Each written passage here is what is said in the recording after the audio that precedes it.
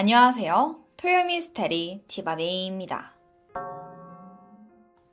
미국 텍사스 웨스트레이크 힐스는 자연과 도시가 조화를 이루는 곳입니다.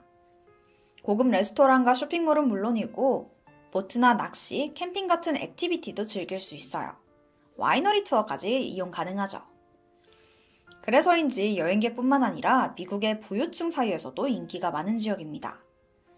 특히 텍사스 내에서 가장 안전한 도시로 손꼽혀서 많은 부자들이 별장을 짓거나 아예 거주를 하기도 하죠.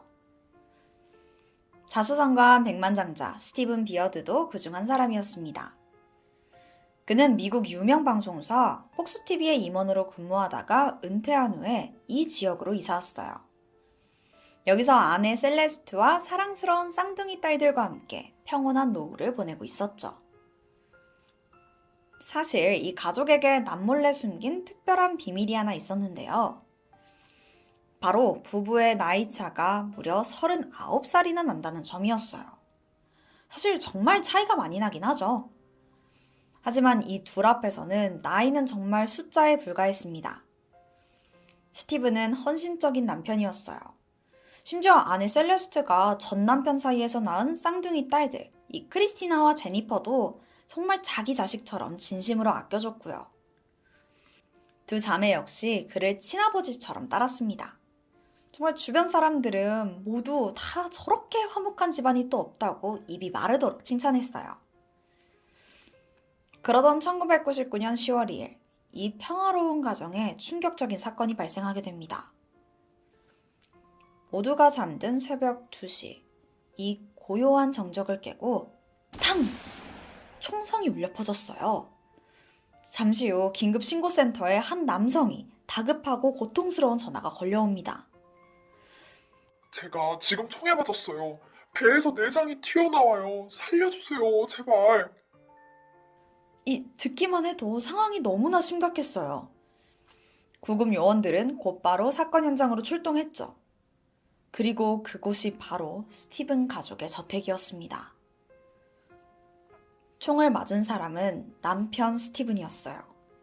다행히 아직 의식이 남아있었죠. 그 덕에 구급대원들은 그를 병원으로 이송하면서 사건 당시 진술을 간단히 들을 수 있었는데요. 누군가 갑자기 집에 침입해서 자고 있던 자신을 쏘고 도주했다라는 진술을 들었죠. 이 말을 끝으로 그는 정신을 잃고 말아요.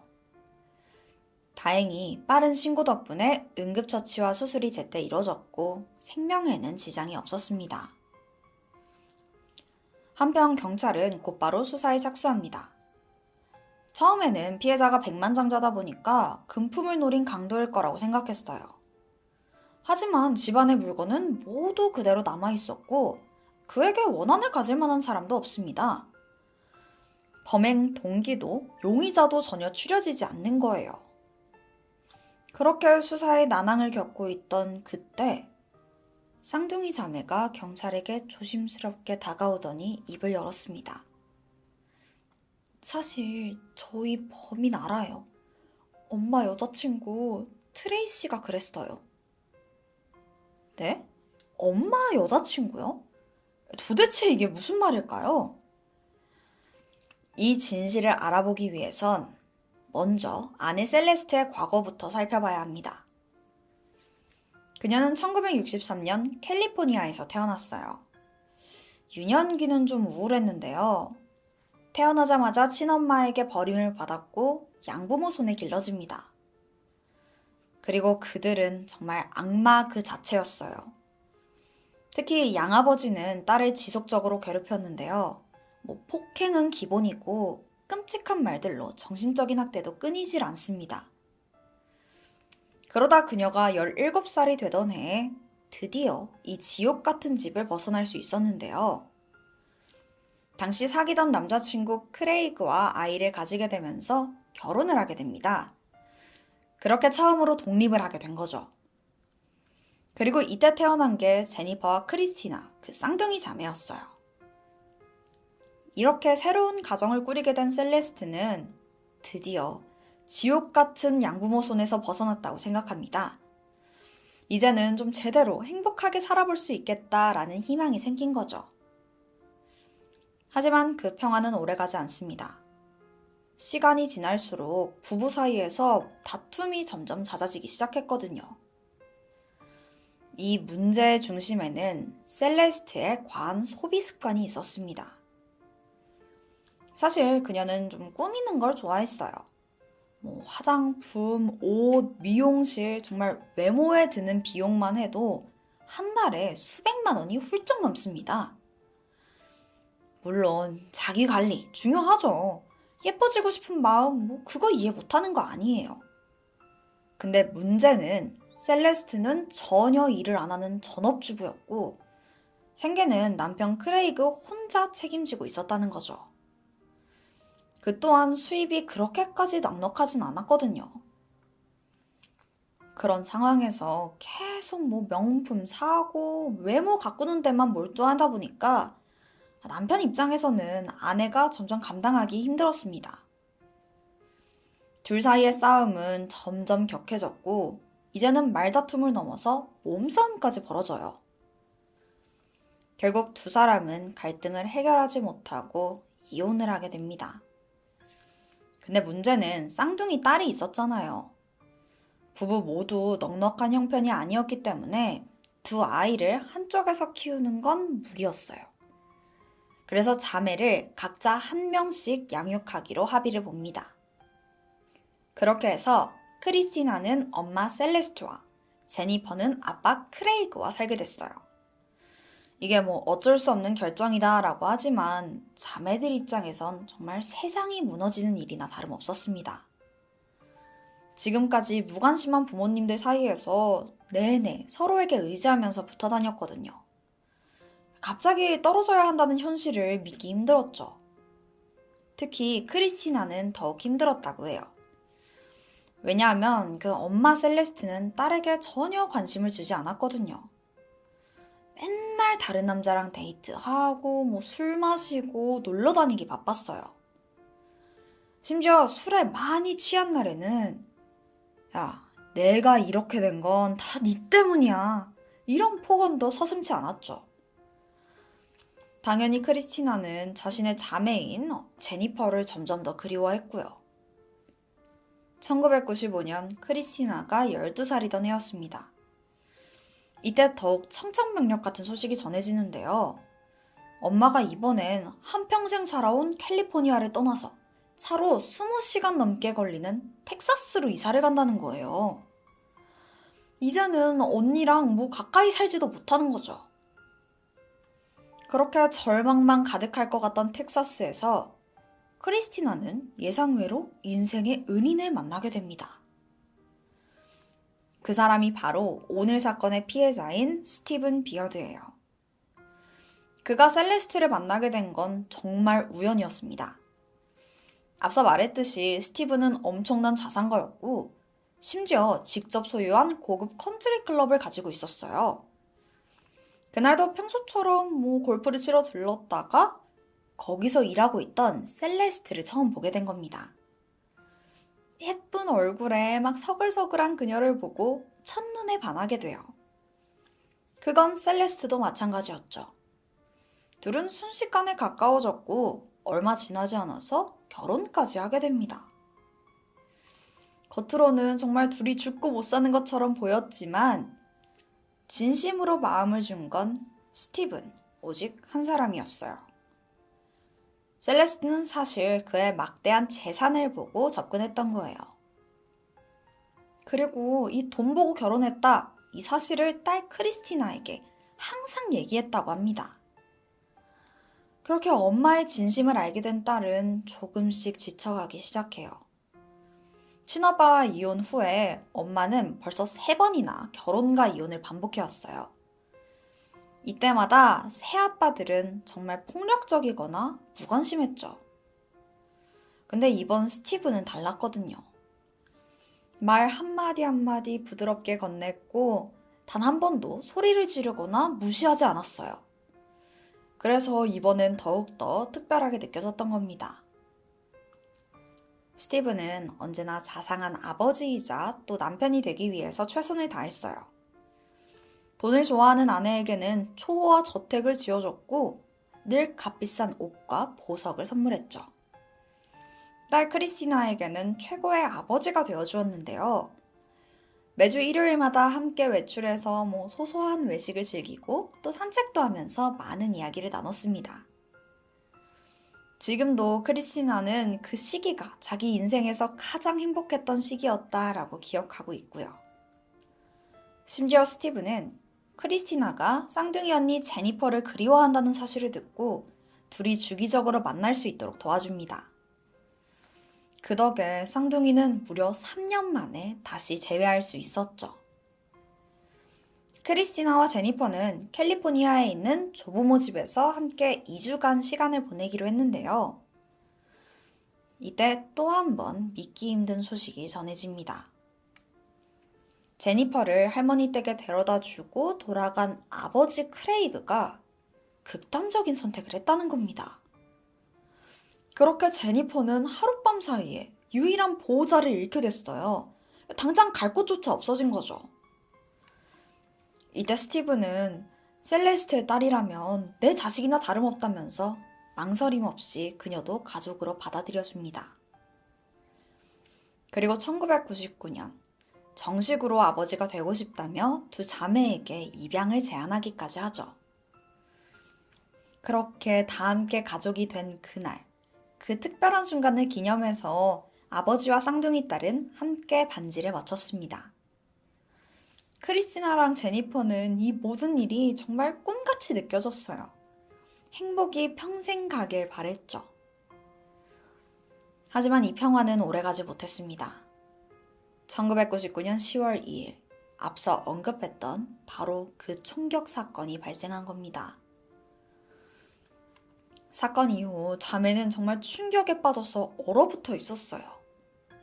이때 엄마 셀레스트가 조용히 딸들에게 다가와서 이런 말을 합니다.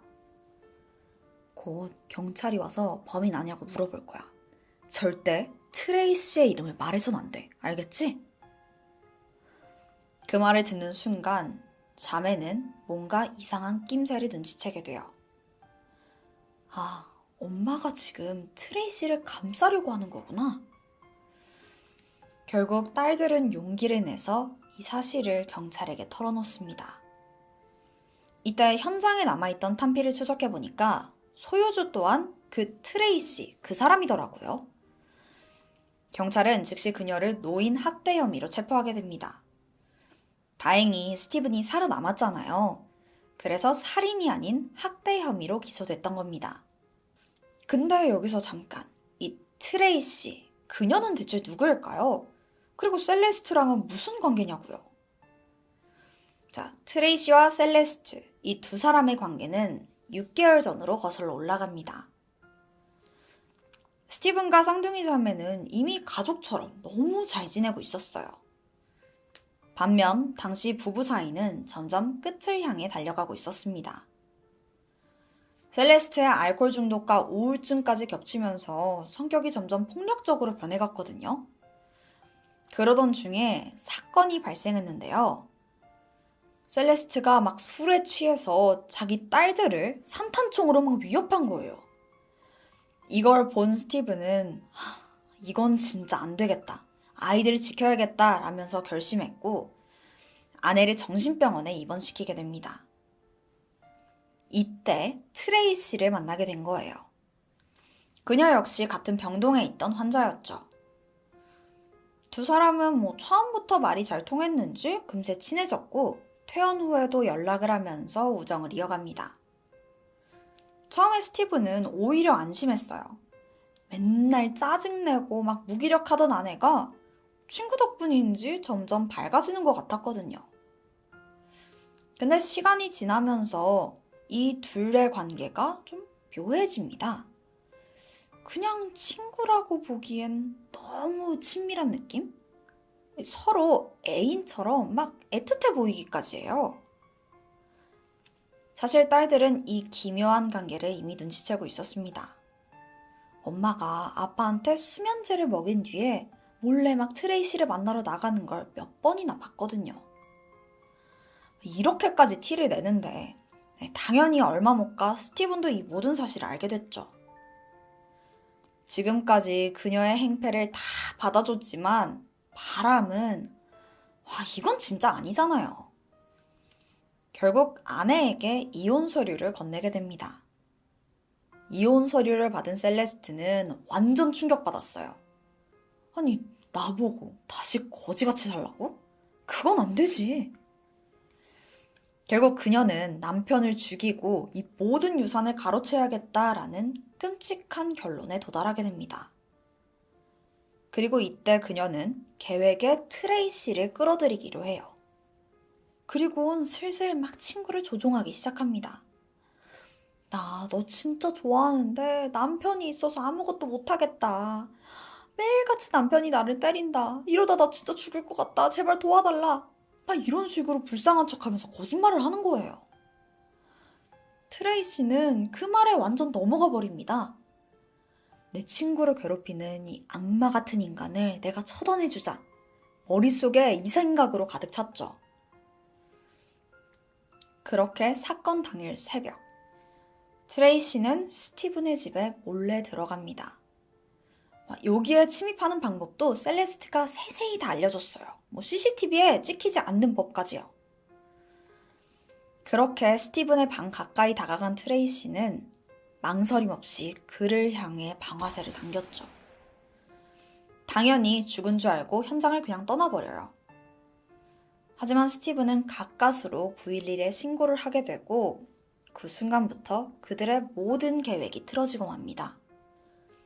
남편은 빠르게 회복했고 사건이 발생한 지 약 3개월이 지난 2000년 1월에는 퇴원까지 할 수 있었죠. 쌍둥이 자매는 너무 기뻤어요. 엄마의 시꺼먼 속내는 전혀 눈치채지 못했죠. 셀레스트는 남편이 퇴원을 하자마자 다시 한번 자신이 할 수 있는 모든 방법을 동원해서 그를 해치려고 합니다. 상처 부위를 막 일부러 더러운 손으로 만지고 소독하지도 않은 붕대로 덮어두고 이런 식으로 행동한 거예요. 당시에 스티븐은 76세로 고령이었어요. 결국 이 상처에는 감염이 생겼고 태어난 지 겨우 4일 만에 허무하게 세상을 떠나고 맙니다. 대체 이게 뭐냐고요? 스티븐이 사망한 후에 이제 트레이시의 혐의는 살인으로 변경돼요. 물론 실제로 그를 죽게 만든 건 셀레스트였지만 당시 그녀와 사건과의 연관성을 입증할 증거를 찾지 못했어요. 그래서 관련 수사가 전혀 이어질 수 없었습니다. 트레이시도 셀레스트를 지켜주기 위해서 입을 꾹 다물었거든요. 이때 자매가 다시 한번 결정적인 도움을 주는데요. 크리스티나는 떨리는 손으로 작은 녹음기를 내밉니다. 그 녹음기 속에는 셀레스트의 충격적인 음성이 담겨 있었죠. 야, 이젠 다 끝났어. 난 이제 부자야. 마지막으로 트레이시만 죽으면 모든 게 완벽해져. 너희도 그냥 내 발목 잡지 말고 그냥 확 죽어버려. 이건 거의 자백이었죠. 게다가 공범을 죽이려고 했다라는 내용도 고스란히 담겨져 있었어요. 경찰은 이 녹음을 트레이시에게 들려줬고 거기에 더해서 셀레스트가 다른 남자와 재혼 준비 중이다 라는 소식까지 전합니다. 이 소식을 들은 트레이시는 그제야 자신이 완전히 속았다는 걸 깨닫게 돼요. 결국 눈물을 흘리며 모든 사실을 털어놓습니다. 이제야 사건의 흑막이었던 셀레스트의 정체가 전부 드러난 거예요. 2002년 3월 트레이시의 재판이 시작됩니다. 모든 사실을 자백했다는 점이 일부 참작돼서 그녀는 징역 20년형을 선고받아요. 트레이시는 재판 내내 깊은 후회를 보였고 쌍둥이 자매에게 자신의 잘못된 믿음과 또 선택으로 인해서 사랑하는 아버지를 앗아간 것에 대해 진심으로 사과했습니다. 하지만 그 어떤 말로도 두 아이가 받은 상처와 또 그들이 잃은 아버지를 살릴 순 없겠죠. 그렇다면 이 모든 비극의 시작이었던 주범, 셀레스트는 대체 어떻게 됐을까요? 분명 공범의 자백도 있었고 딸들이 제출한 녹음 파일까지 있었죠. 사실상 완벽한 증거가 전부 나왔어요. 그런데도 그녀는 끝까지 무죄를 주장합니다. 심지어 자기 딸들이 나를 범인으로 몰아세워서 막대한 유산을 다 가로채려고 한다 라면서 억지를 부려요.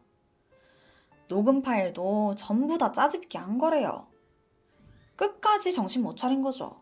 친엄마가 지 자식들한테 어떻게 이럴 수 있는 걸까요?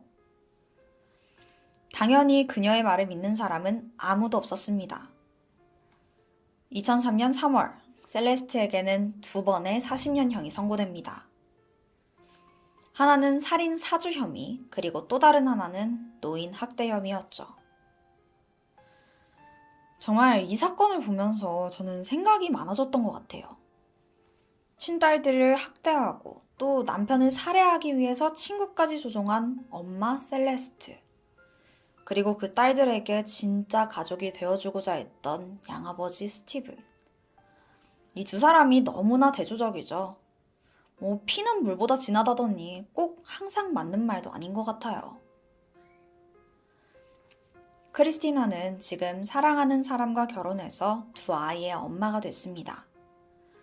자신은 행복한 어린 시절을 보내지 못했지만 아버지 스티븐에게 받았던 사랑 덕분에 좋은 엄마가 될 수 있었다고 해요. 쌍둥이 자매의 손에는 아직도 아버지와 함께 맞춘 반지가 있습니다. 그 반지는 가족의 사랑을 상징하는 그들만의 약속이겠죠. 아무리 시간이 흘러도 자매가 스티븐에게 받았던 사랑은 그들 마음속에 끝까지 남아있을 겁니다. 지금까지 토요미스테리 디바메이였습니다. 안녕하세요. 토요미스테리 디바메이입니다. 혹시 영화 테이큰 보셨나요? 저 그 시리즈 진짜 재밌게 봤거든요. 딸을 찾으려고 진짜 범인 끝까지 추적하고 결국에는 딸 구하기도 하잖아요. 사실 그 아버지의 마음이라는 게 다 그런 것 같아요. 오늘 사건은 딸을 위해서 한평생을 바친 한 아버지에 대한 스토리입니다. 그럼 지금 바로 시작해볼게요. 평화롭던 초여름, 미국 캔자스주 리우드 지역에 한 야외 동네 수영장이 있는데 거기에서 안전요원으로 아르바이트를 하던 19살 알리 캠프가 사라지는 일이 발생해.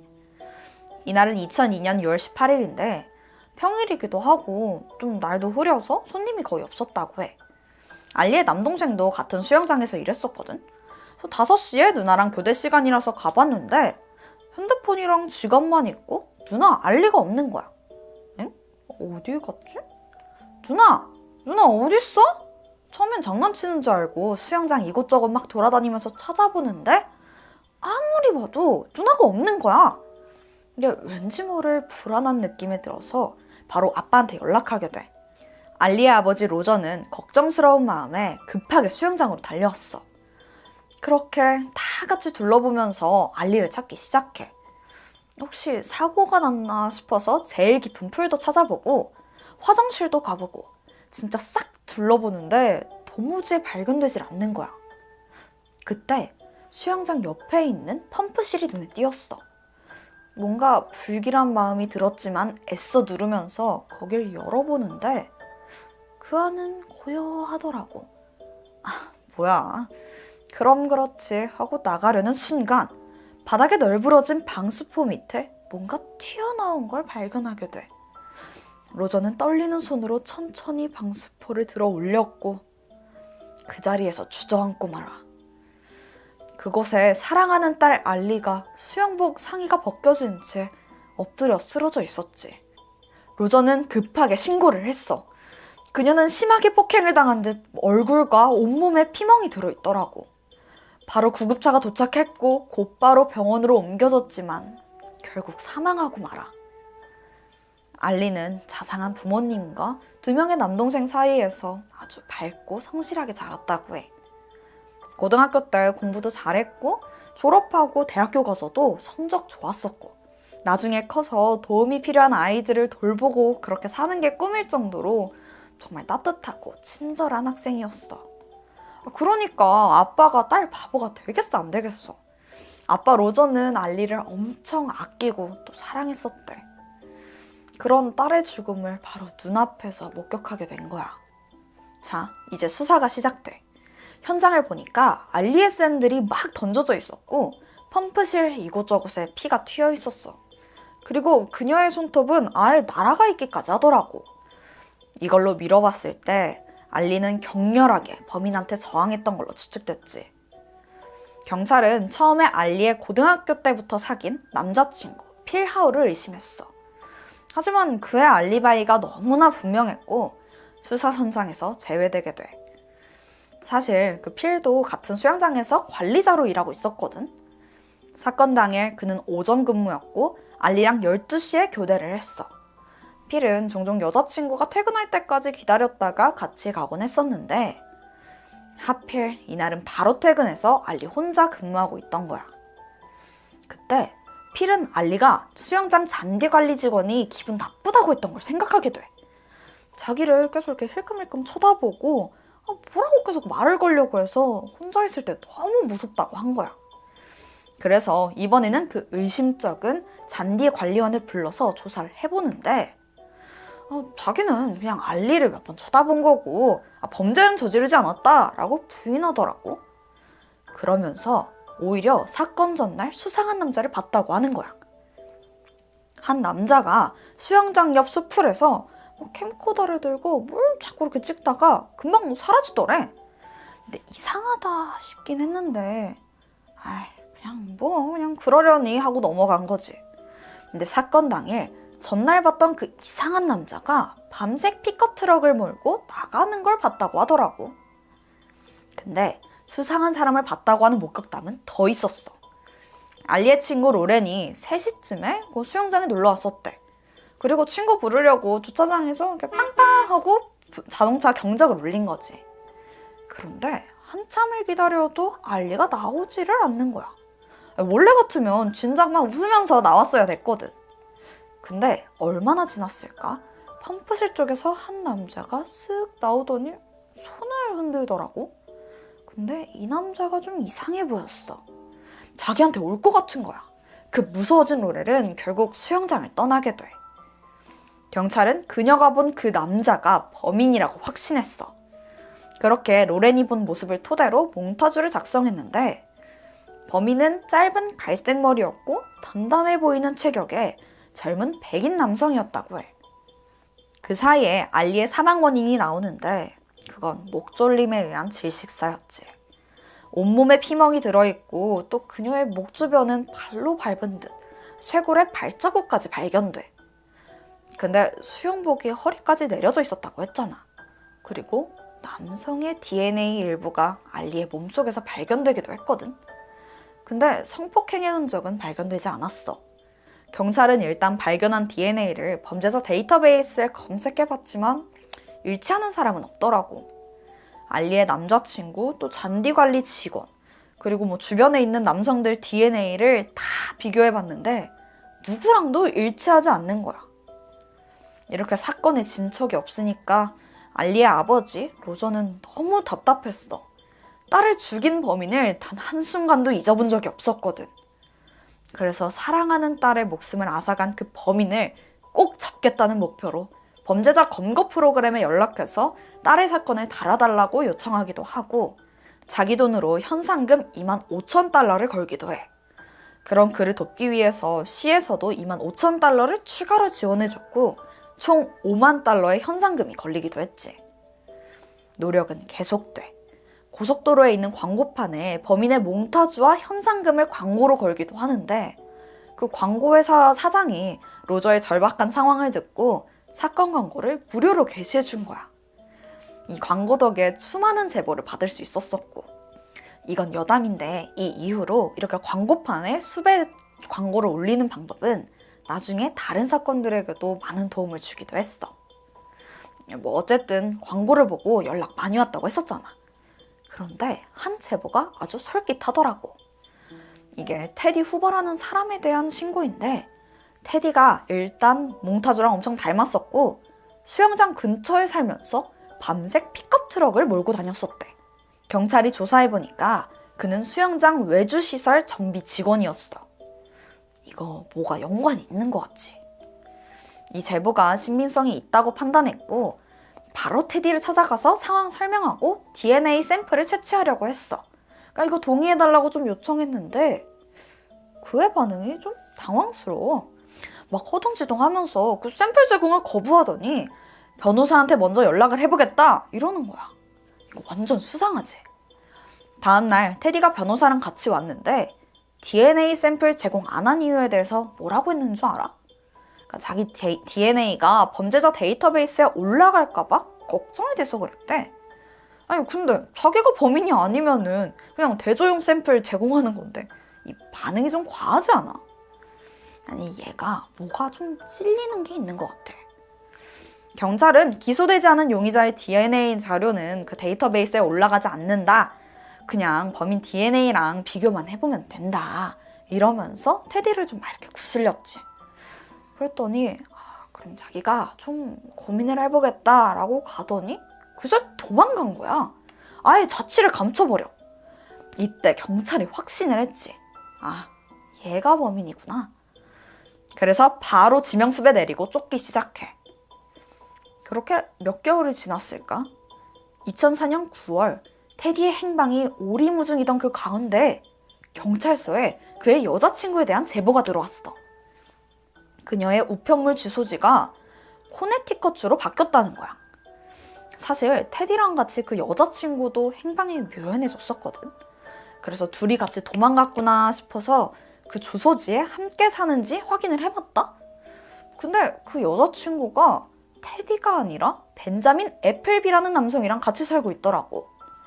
그리고 그가 과거에 공연 음란죄로 지명수배를 받고 도주했다는 사실을 알게 돼. 근데 충격적인 사실이 여기서 밝혀져. 벤자민 사진을 확인해봤는데 아니 테디랑 똑같이 생긴 거야. 뭔 상황이야? 둘이 쌍둥이야? 사실 둘이 동일 인물이었던 거야. 벤자민은 1997년 공연 음란죄로 지명수배가 되니까 이걸로 잡히기 싫은 거야. 그래서 캔자스주로 와서 테디 후보라는 가명으로 살아왔던 거지. 근데 알리 사건의 용의자가 되니까 원래 살던 동네로 돌아와서 다시 이름을 바꾸고 본명으로 살았던 거고. 살인죄에 비하면 공연 음란죄는 약하다고 생각했던 거지. 경찰들은 그 여친 집 주소로 가서 그를 체포하게 돼. 연행된 벤자민, 테디는 더 이상 빠져나갈 곳이 없다고 생각했는지 자기가 알리를 죽인 범인이라고 바로 자백했어. 자, 범인의 진술에 따라서 사건을 정리해보자면 테디는 사건이 있던 날 평소처럼 수영장에서 일을 하고 있는데 알리를 보고 첫눈에 반한 거야. 그래서 좀 어떻게 좀 해보려고 막 이렇게 말을 걸었는데 당연히 알리는 관심이 없었지. 근데 테디가 자꾸 따라오는 거. 무섭잖아. 그래서 자리를 피해. 펌프실로 도망치듯이 들어갔는데 아니 테디가 펌프실까지 따라오더니 문 닫고 잠가버려. 무섭잖아. 그래서 겁에 질린 알리가 거기서 나오려고 했는데 문을 막고는 그녀를 강제로 추행하기까지 해. 알리가 막 때리면서 끝까지 저항을 했는데 그 모습에 열이 받은 거지.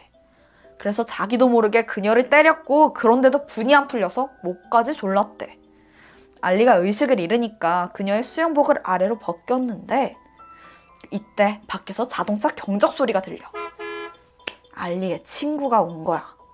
테디는 깜짝 놀라서 그냥 근처에 있던 방수포로 그녀를 대충 덮어놓고 펌프실을 빠져나오게 돼.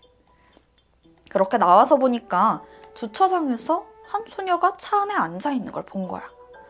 그걸 보고 자기도 모르게 이렇게 손을 흔든 거지. 로렌이 본 게 범인이 맞았던 거야. 결정적으로 그의 DNA는 사건 현장에서 나온 DNA랑 일치했어. 2005년 12월 재판이 열렸고 배심원은 테디, 그 벤자민이라고 해야 되나? 어쨌든 그한테 1급 살인을 인정했고 재판부는 그에게 50년이 지나야 가석방 신청할 수 있는 종신형을 선고하게 돼. 사랑하는 딸을 잃고 자기의 모든 걸 바쳐서 범인을 쫓던 아버지 로저는 모든 재판을 지켜봤어. 판결이 나온 후에 다른 어떤 소녀에게도 다른 어떤 가족에게도 이런 불행한 일은 더 이상 발생하면 안 된다고 생각합니다. 라고 소감을 밝히기도 했어. 그는 이후에 딸의 이름을 딴 자선단체를 설립했고 여성들에게 호신술을 가르쳐주면서 범죄 및 여성폭력 예방 인식 개선에 자신의 삶을 바쳤다고 해. 끝까지 딸을 위해 노력한 그 로저의 모습에 괜히 나도 마음이 너무 찡하더라고. 안타깝게 세상을 떠난 알리아 억울함이 조금이라도 해소됐길 바래. 오늘 내가 준비한 스토리는 여기까지야. 지금까지 토요미 스타리 디바 메이였습니다.